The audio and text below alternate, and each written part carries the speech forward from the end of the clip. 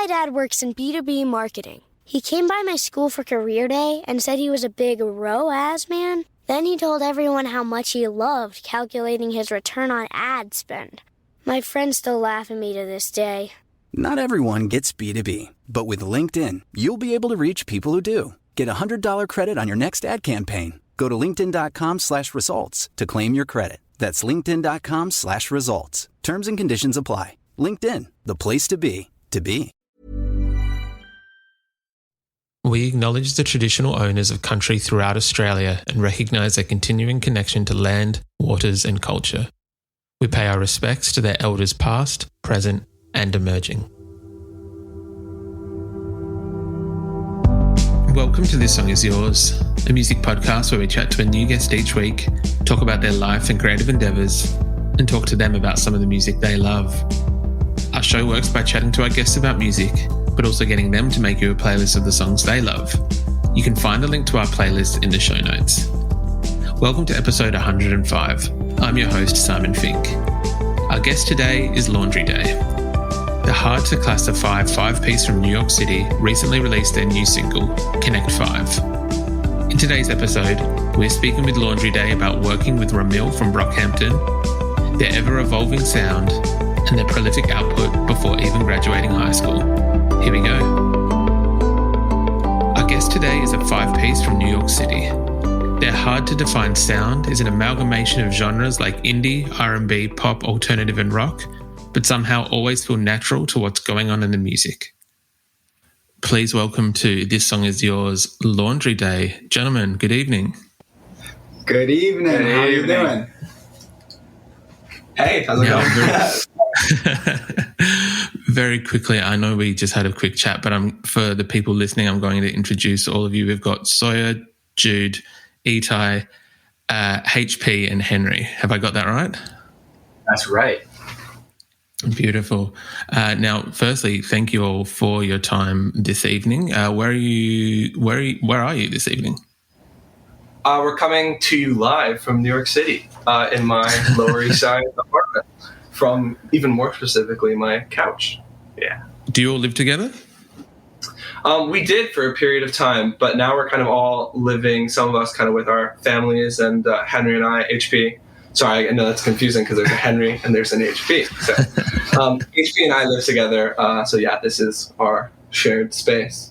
But yeah, we did live together for a time. What was the dynamic of the band like when living together? It was like a frat house in a way, or it felt like we were at college a bit, or a version of that. We all just kind of cooked together and made music together and went on drives. We were in upstate New York, so it was a bit out of our comfort zone, a little bit more boring than we're used to. But we had each other, played a lot of cards, played a lot of video games. We did movies. It was a pretty good time. Very fun. I can imagine living and working together as a band has both its pros and cons in terms of being able to, work on ideas at any time of the day, but also there's probably times where you want that break if you're working and living and doing all that together. Definitely. I think that was the biggest part of it. Having a studio in the living room was something that we hadn't totally experienced before, and it was just trying to balance work and play. It was hard, and there were definitely days where you kind of wish you didn't see the computer and the keyboards and the guitars. You could turn it off for a sec, but it was always there. Yeah. Ever since living in that house, we always sort of talk about the importance of the separation of church and state, because before we were a band, we were friends. We still are friends. We hang out all the time. Today we came for this podcast. We're going to go to a nice dinner after, and we're just kind of away from the work. But like Jude was saying, when that studio's in your living room, the lines are a bit blurred, and it became a bit uncomfortable. And we did still make songs, but as I said, the line was blurred. We often spent more time making dinners or going on drives and making music just because we wanted a distraction from it. But now that we're back in the city, the church and state has been separated, and I think we're working more and more on making those lines clear. That's very I can respect that, and it is very exciting to hear that you guys are back in the studio. It's why we're talking today, is because of the new single Connect 5. Congratulations, firstly. It's a brilliant track. Thank you so much. We're really happy about it. I think it's been so long since we've released anything, so just the feeling of having anything out that people can listen to, we're just like very proud of that. It just feels nice to feel that dopamine rush again. Yeah, thanks. It's nice to hear that you like it. Yeah, of course. The track is it's coming out, as you said. There hasn't been any new music, I think, since 2019. But you guys have been quite prolific since the inception of the band. You've only just, I think it was last year, like graduated high school. Congratulations! Thank you. But this forthcoming record will be your 4th record, which is kind of crazy. 4, yeah, pretty weird. Yeah, it's kind of nice though. I think personally, it's just me speaking. It's nice to feel like you have a bed of work underneath you before you like do something new, because you feel like you don't really have to, like, you've already jumped off the deep end a little bit, so you're just kind of following your trail of past work. Like, yeah, I think it's nice that, like, I feel like we're such a different band than we were, in 2019 or even in 2018 when our first stuff came out.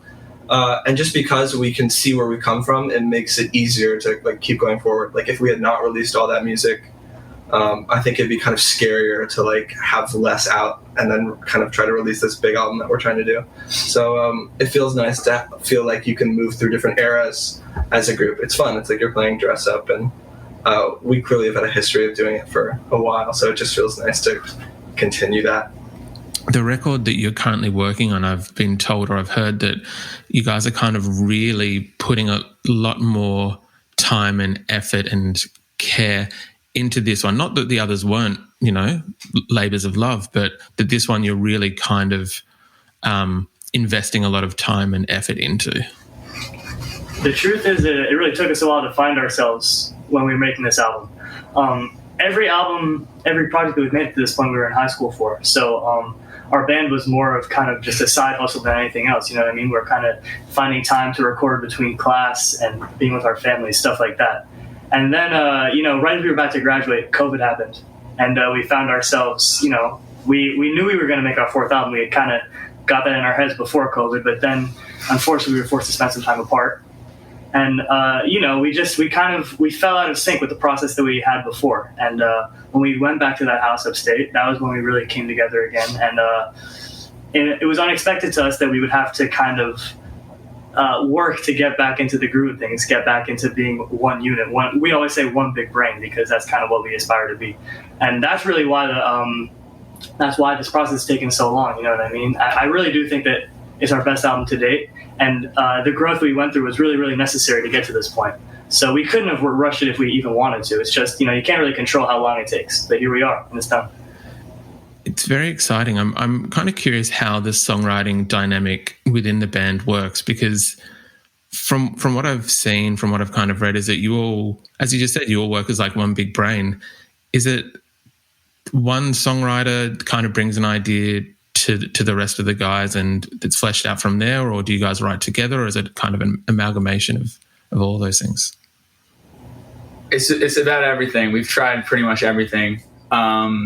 It's very loose, and honestly, going back to what Etai said, it's only gotten looser with how hard this album was, because we kind of got to a point where it's like, let's try it this way, this doesn't work, let's try this now. And so that could be me and Sawyer sitting down in my apartment with an acoustic guitar and writing a song. There's a song like that on the album, and we take that and we produce that out after. There are songs where it started with Etai making an instrumental, making a beat loop, and then Sawyer writing a kind of scratch vocal over it, and then it, developing from there. And then I think as it goes on, they all end up being the same. It all ends up being us bringing the most of ourselves into it. And it always starts differently, but I find that by the end, we've all kind of finished it in the same way, Yeah, definitely. Anyway. We all try to take ownership over every song, and how each one of us does that on each different song will be unique. But we all care so much about like how the whole album is and feeling connected to it, and just working as hard as we can to make it as good, because we have to live with it forever. Like they say, the time it's going to be out is infinitely longer than however long it takes to work on it. So all 5 of us try to put our touch on it, no matter how it starts or finishes. And that's ended with some songs we're all really proud of. Yeah, I think also like too, I think we kind of took the past year, we kind of had to figure that out, like what the songwriting process looked like in that same way. Like before we made this last album, I remember Etai said something that was really important that ended up being even more important after it was done, that like we'd have to become kind of a whole new band now that we're out of high school and in this different lens. And we really, really had to do that. And I think that journey just took a lot longer than we'd expected. And like we really tried everything, like Jude was saying. It's weird because it's like the speed at which we were making the music didn't really slow down, but it was just like we weren't releasing this stuff. So it's just like we honestly kind of made like, we joke about it now that we made like 2 kind of like flop albums and just didn't release them. And then like we finally got our stride back and made this one. So it's like the ideas just kept coming, but it was really like coming back to that thing of like it has to be kind of one brain. And the stuff that felt right after all that time was the stuff that we could look back on and be like, this came from a place that had everybody's kind of thoughts and feelings and, like emotions in mind. And it just feels like a nice representation of all of us, which is awesome. And that's kind of what we always wanted it to be. So we had this idea and we got there, but it took a lot longer than we expected. Yeah. I think it definitely works because one of the things that I found in researching you guys and even having listening to reviews, everything else, is that the band is extremely difficult to kind of classify or to put into one genre, which I think works in your favor. But do you think that's kind of how that's happened? As you said, everyone putting in their own little touch and everything else, it's made it that this melting pot kind of works in a way to have you guys unclassifiable in a way. I think definitely. I mean, I said this today to some of the guys, but we recently had to do this thing for Spotify where we each made a playlist of 20 different songs. And of those 100 songs, probably playlist 20 songs, of those 100 songs, 2 were the same. So there were 98 unique songs. And so, I mean, when everyone's coming with... Was it too easy? It was too easy. It was me and Sawyer had the same gun as song. Sorry, Sawyer and I. No, I just think that, everyone has different inspirations. Everyone brings a different style to what we're making. And so since everyone is satisfied, everyone is heard, that's, undoubtedly going to come through in whatever we make. So yes, I think you're right. I feel like also these days there's just no rules to the music, and I think we're living proof of that. We've never been in a box, and I feel like not too long ago in music there was such defined genres and there was such defined lanes for every artist to fit themselves inside of. And now we're living in a great time where everybody can do whatever they want, and many people don't do that, and that's a whole other conversation. But for us, it's always just been so natural to do whatever we want because we have the ability to in this time. 100%. I feel like it's only in the last 5 or 6 years that bands and artists have been able to, jump from genre to genre or kind of blend or mix them together, and it really has become acceptable. And Laundry Day are continuing to kind of push those boundaries, which is really exciting. Appreciate that. Do you guys remember? Sorry, go ahead. Well, really quickly, I do want to add that, it's funny because looking back, I think that the concept that you're bringing up right now of sort of genre bending and all this different kind of stuff, I think that's the most apparent in the album that we're yet to put out right now. But looking back, it's funny to see where we came from because I don't even necessarily see that in our past projects as much, just knowing what we have, what we've done now. And so it's cool to see that that's come through even in the things that I don't even think represent that as well as we're doing now. So, yeah. I think that's because it's very subconscious, you know what I mean? We don't really have to be aware of it for it to happen. The way I would record a guitar part is different than the way you would or Sawyer would. And it just comes through because that's what we would do. And it's 5 people doing the same thing. Yeah, I think also, all of it, too, Etai said it was subconscious. And it's all, we're all changing constantly, everybody in this world. You're finding new inspirations, you're listening to new music, you find something that excites you. So it's we're all kind of changing and getting excited on new things. So it's like, it's just going to change the way that you are inspired to write or what you're inspired to like be excited about. And I think it's cool because it's like any artist has that process, right, of like changing throughout their career. But it's kind of like we're doing it times 5 because everybody is having their own kind of musical journey. And it's fun. Like, that's the greatest part. Like, you can look back on the old work and be like, oh, like this is what I was listening to. I was super into like different music than I am now. And like, that's really fun. So a lot of it is really just kind of unconscious, and it's just ends up like what kind of comes out. It's not really planned in this way to try to bend different genres. Just like we get kind of bored of one section and move on to the next. So yeah, we haven't really questioned it, I guess. Yeah, and just to add on, like, we aren't trying to be anything that we're not, I don't think. Like, we all just want to see ourselves succeed, and what that means for me, and I think for everyone else, is just making music that you like. And if something sounds like something you've heard before, then you're probably not going to like it as much. So we're just trying to take ourselves and put it into the music in that way. Yeah, 100%. Do you guys remember what you were listening to, or like what the original kind of ideas were for the band when you formed it 3-4 years ago? I actually think it's funny that you say that. I feel like at the beginning we weren't as inclined to pull from what we were listening to. I would imagine at that time a lot of us were into like rap and like, I don't know, like who were we listening to? Like J. Cole and Drake and stuff like that. And like, I feel like in the very, very beginning, it felt more natural to pull from stuff that maybe we didn't listen to as much. Like, I mean, I've never even name dropped these guys, but like Green Day or something like that, where it was like a lot of like rock, like very straightforward bandy stuff. And then I think very quickly we branched out of that. But at the very beginning, I felt like that was the lane because it just like felt the most natural.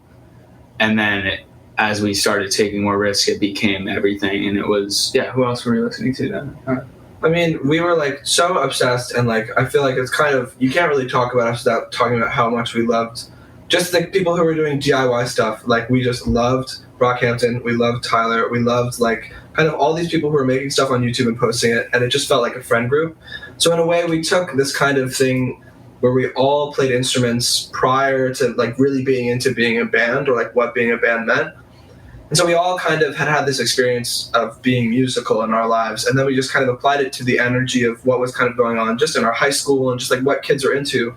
And it was really cool to like make videos with your friends and kind of like roll as a squad and like that be really important and have everybody's personality known. And that's kind of like what a lot of people were doing, kind of like Odd Future in that way too. Like, it just like that was kind of what was cool. And so we just tried to bring this live band feeling to it, and that just goes to show again like how we're always kind of blurring the lines of genres, and not even really by choice, just because, you know, we had certain skills and we just applied them to what we thought would kind of work at that time. So it's just like we're like a little, I always think of us as we're a smoothie rather than like an individual kind of like soup. Like, it's not the same bite. You're getting different bites, and everybody has different backgrounds, and it's cool that like Jude and I came from like musical theater backgrounds and like harmonizing in that way and kind of like big show tunes, and that's totally informed a lot of our early work and still a lot of our work to this day. Like, you can definitely hear it in some of the big kind of like album ending songs. So yeah, I don't know, it's super like uncontrolled and very just happens subconsciously. Yeah, and you got to give a shout out to who you got in the background, Frank Ocean too. I'm seeing blonde behind you. Absolutely. What is that, like a black and white? What is that, like just a poster or something? No, I've never seen a black and white version. It was the blonde vinyl run that he did like a year or two ago. Got it. Cool. Yeah, I mean, sorry, I just had to shout him out because that was, I mean, that came out I think right before we started high school. So right before we started the band, and that, I mean, that's informed everything since. So shout out to that. And Maggie and Hyde back there. Aggie and Heim, yeah, look at that. All right. I did try and go through the Spotify playlist that you mentioned before. I tried to I did go through all of them, but the record collection that I have at home did not span as far as everyone's choices. So that's what I had kind of like. I love that it was personal to us, though. That's cool. Awesome. Of course, try and be hospitable to you guys. I know you mentioned Brockhampton, who and I do apologize if I'm going to mispronounce this, but Romil from Brockhampton. Correct. Helped produce the last record, Homesick, and I believe might have a hand in this new record as well. Yeah. Sorry, Yeah. go. I thought that was... I was just going to say, how did it kind of go from having like an influence of yours to then becoming like a friend and a like a work colleague almost? This summer, Instacart presents famous summer flavors coming to your front door. Or pool. Or hotel. Your grocery delivery has arrived, sir. That was faster than room service. No violins in the lobby. Oh, seriously? Anyway, sit back, relax, and get delivery in as fast as 30 minutes. Starring your favorite snacks, drinks, and more. Download Instacart for free delivery on your first 3 orders. Rated H for hungry audiences. Offer valid for a limited time. Minimum $10 per order. Excludes restaurants. Additional terms and fees apply. My dad works in B2B marketing. He came by my school for career day and said he was a big ROAS man. Then he told everyone how much he loved calculating his return on ad spend. My friends still laugh at me to this day. Not everyone gets B2B, but with LinkedIn, you'll be able to reach people who do. Get a $100 credit on your next ad campaign. Go to linkedin.com/results to claim your credit. That's linkedin.com/results. Terms and conditions apply. LinkedIn, the place to be, to be. To put it more glamorously, it was kind of a dream come true, but I think when it came down to it, it was sort of just a good coincidence. We met our manager randomly at literally Henry's block party. He met our manager, JJ, and then JJ wanted to bring on this guy, Michael, onto the team, and he worked with Romil, and then next thing you know, he introduced us to Romil, and then we were making our third album, Homesick, and we're basically done with it and just got the gift of being able to go to LA or to Malibu, to Shangri-La Studios, where we worked with him on a couple of songs and just finished it up. And then actually, funny enough, we sort of did the same thing for this album where we worked on it forever. And then at the very last stretch, got to get with him. And we also got with Ian, Kevin, Abstract. And they we just played through everything and just made little tweaks, and they just helped us get that last, I would even say 3%. It was just we were so close. They took us right over. It was great. I imagine working with someone who you've, I don't want to say idolized, but who has been such an influence is kind of reassuring, and you guys are doing the right thing and kind of heading in the right direction in what you're doing. I will add that working with them definitely helped us kind of clarify our own identity, you know what I mean? Because the influence that we took from them back in our early days, it can't really be ignored. We love them very much, and less in the music, more in the attitude that they carried when they did their whole DIY thing, like Sawyer was saying, the whole big friend group thing. It really meant a lot to us, but to be able to get in with them and work with them, it really allowed us to differentiate ourselves from them and kind of hear from them and help realize for ourselves what our own lane is. You know what I mean? Good point.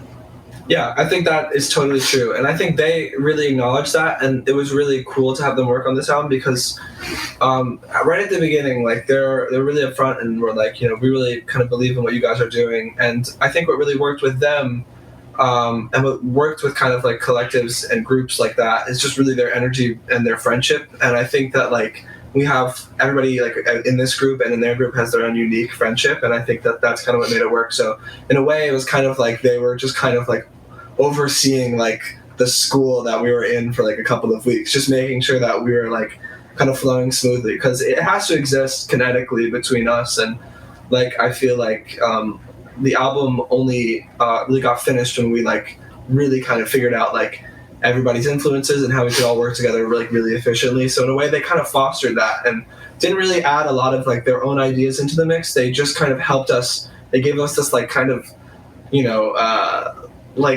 older wisdom that I guess we kind of really needed in that moment, and that was kind of really nice. And I think that we always know that they're kind of our friends, kind of watching us and kind of there if we ever kind of need help. But yeah, it was a lot of things that we would have to do internally. I mean, Ian and Romil would leave the room for periods of time because it was just stuff that we kind of had to figure out production wise, and that they couldn't really assist with because they would be kind of taking over the voice of the song.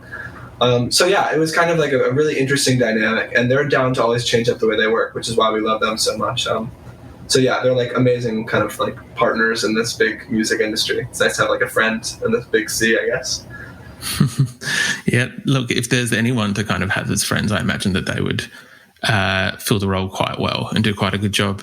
The Shangri-La sessions as well, I believe you guys had an encounter with another one of your like influences, idols. Can you talk about the Tyler story? One of the wimpiest moments of our career. That's funny. I don't frame it like that, but it was the worst. Well, I do. We were working at Shangri-La, and we just started from scratch a new song. We didn't really have any objective, and it was so bad. The song was so bad that we were working on, and out of that corner of our eye, we see Mr. Creator on the hill. And we couldn't muster up the courage. We like to blame it on the fact that because the song was so bad, and if he wanted to hear it, we would be in trouble. So we're gonna leave that as the reason why we didn't go up to him. But yeah, that was the rationale. It was like, okay, what are we gonna do? Like, if we call him, he's gonna come over here, and then he's gonna be like, "What are you guys working on?" And then we're gonna be like, "It's just this like song," and then we would play it. It was literally like. You can't even understand it. It was so bad, the song. We actually continually bring that up because since then, if we've had other encounters with famous people that we get nervous around, we try to not make the same mistake, but we've done it so many times. We're just too scared. it's so funny. You really can't explain it other than that. Is the song still... What's happened to the song itself? Where is that now? Nothing. That was just a random session. We had finished Homesick. We weren't even like working on anything. We were just in LA for a tour, and we got the chance to go up there for a day, and we just like were messing around. So that song, I mean, maybe someday. I doubt it though. I don't think it'll see the light of day. No, look, that's I'll respect that. After the last 18 months or so, the pandemic obviously has made it difficult for shows to happen. I know you guys recently, where was it, Governor's Ball, you were able to play? Yeah. How did that go? It was great. That was a special one. That was just one of those things that was just on the bucket list. That was New York Festival. We went there right when we started the band. We happened to go freshman year, and like that just kind of became the light at the end of the tunnel in a way for us. It was like, let's keep doing this thing and let's get to Gov Ball. It was just this symbol for us, and we continued to go throughout high school, and then we were gonna play senior year, which would have been fucking awesome because that would have just been a cool full circle, like beautiful symmetrical thing. But we got to do it next year, and it was great. Dream come true. While we're talking about Gov Ball, I have to give a shout out to Wellesley College, which is another one of the first shows we've done back since COVID. They welcomed us onto their campus for their first show. They used to have many concerts, but ever since COVID they didn't, so they welcomed us back for kind of the season opener, and they were just amazing. It was really the turning point for me where I realized this is amazing and I want to do this every single night because the energy that they gave us was incredible. We're their age. We're all 19 years old, but we don't go to college. And to be around kids our age and to just kind of bring them a party was the most beautiful thing. Yeah, of course. Look, there's still a little bit of work to be done here in Australia in terms of like borders and getting things open back up again. But with a bit of time, can we expect to possibly see Laundry Day come and tour down here? Are you kidding me? It's a dream of ours. The second that we are able to, we'll be there. Beautiful. Please let us know. We'll make sure that there's a... Well, I honestly think that even having a look, you guys, the traction that you've built up in the last number of years has just kind of been incredible. And that I think that's only kind of the start for you guys in terms of where your career is going. Thanks. I mean, it's funny to hear that because in many ways, like, making this album was a very kind of like sobering, I guess if that's the right word, like process. And like the past months, we've really felt the steady build of this thing and how that if you really kind of want things to kind of go the way you planned it, like really work out in the long run. It takes a lot of time.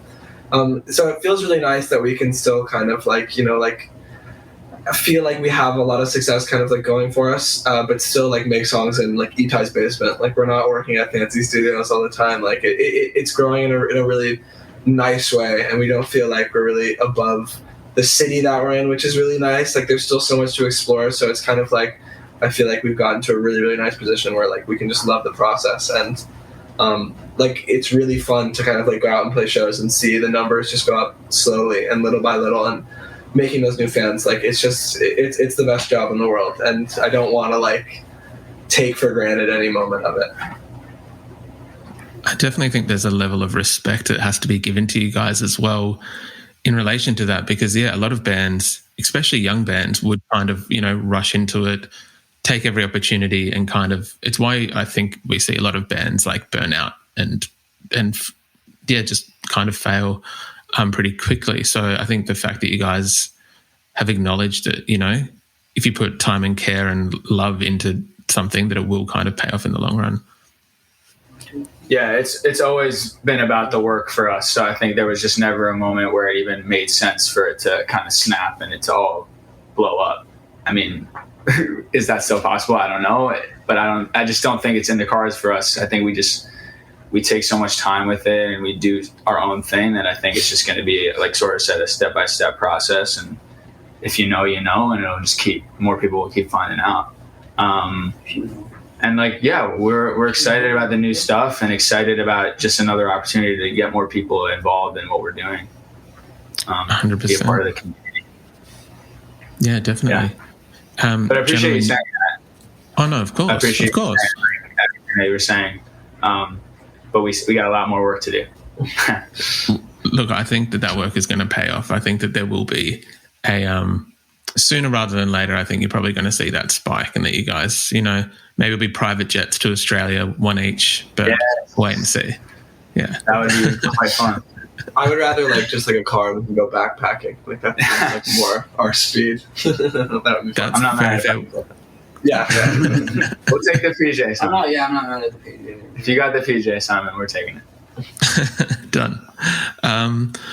Lastly, gentlemen, we would usually ask our guests what they're currently listening to. I know we've already discussed the Spotify playlist, but if we were to go through one by one, what is an album or just a track that you're currently listening to? Right now, I'm all about Night Fever by the Bee Gees. Solid. Yeah, I'll pass it on. Back to Black by Amy Winehouse every day for the past 4 months or so. Wow. I've been going steady on Electric Warrior T-Rex. I know me and Jude have been going there. Dijon's new album's coming out, and I've been listening to his first single pretty aggressively, I would say. I've been going PinkPantheress. I know that's not really a hot take right now, but I just fucking love it. It's so good. It's exciting. I like to knowing that there's something everybody likes. It's cool to just want to enjoy that for yourself as well. Be a part of the excitement of it. Shout out PinkPantheress. All very distinctive and different kind of tastes and records, but all solid choices as well. I don't know what it's like in the US. Is PinkPantheress not popular, or like it's not hitting? Oh no, she is. I was saying that because she is, it's not as cool of a choice, but she is very, very popular right now. Yeah, she's. And I keep talking about her, and I keep seeing people posting her. So, shout out. No, look, I can respect all those choices, gentlemen. Again, Sawyer, Jude, Henry, Etai, HP. I had to think about it for a second. I apologize. Thank you very much for your time this evening. Thank you so much. This was so fun. We really appreciate this. It's a pleasure.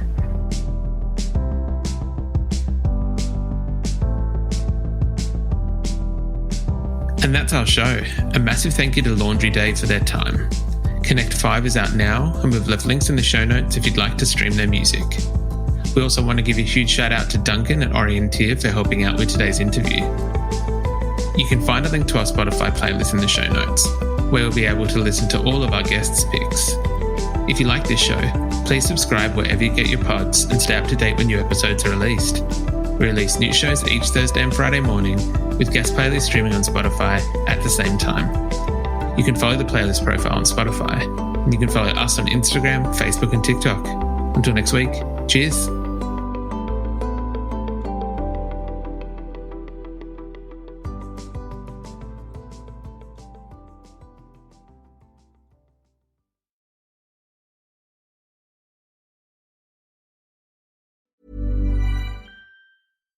This podcast is brought to you by eHarmony, the dating app to find someone you can be yourself with.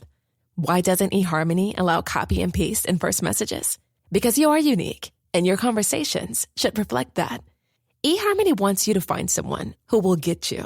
How are you going to know who gets you? If people send you the same generic conversation starters they message everyone else. Conversations that actually help you get to know each other. Imagine that. Get who gets you on eHarmony. Sign up today.